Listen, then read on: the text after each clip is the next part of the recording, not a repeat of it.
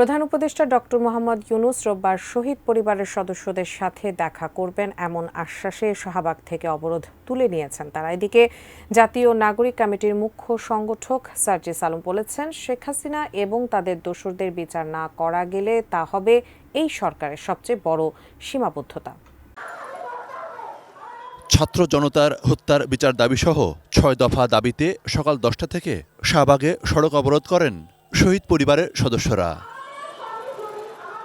তারা বলেন, প্রতিটি হত্যাকাণ্ডের বিচারে আসামিদের গ্রেপ্তার নিশ্চিত করতে হবে।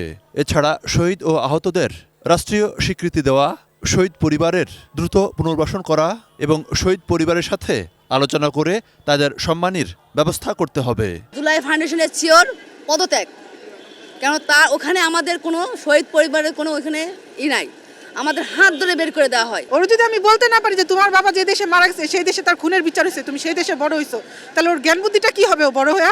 অন্যের মাথায় লবণ রাইখা বড়ি খাচ্ছে না, এটাই তো বাধা।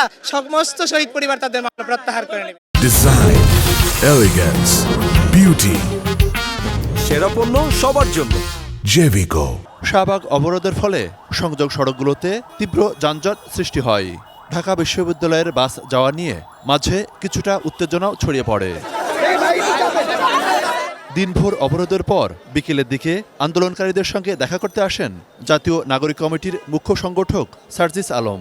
পরে সরকারের ঊর্ধ্বতন মহলের সঙ্গে কথা বলে প্রধান উপদেষ্টার সঙ্গে শহীদ পরিবারের সদস্যদের দেখা করা বিষয়টি নিশ্চিত করেন। এর সঙ্গে সঙ্গেই অবরোধ প্রত্যাহার করে নেওয়া হয়। আগামী রবিবারে আমাদের মাননীয় প্রধান উপদেষ্টা আমাদের শহীদ পরিবারের সাথে সাক্ষাৎ করার জন্য ইচ্ছা ব্যক্ত করেছেন এবং সেদিন শহীদ পরিবারের পক্ষ থেকে সকল প্রকার যৌক্তিক দাবিগুলো তুলে ধরা হবে। এ সময় সার্জিস আলম বলেন, যে কোনো মূল্যে জুলাই গণহত্যার বিচার আদায় করে নেওয়া হবে। খুনি হাসিনা এই বাংলাদেশে নির্লজ্জের মতো বিচার চায়। খুনি হাসিনার অবশ্যই বিচার হবে। মনিরুল ইসলাম মিন্টু, এটি নিউজ, ঢাকা।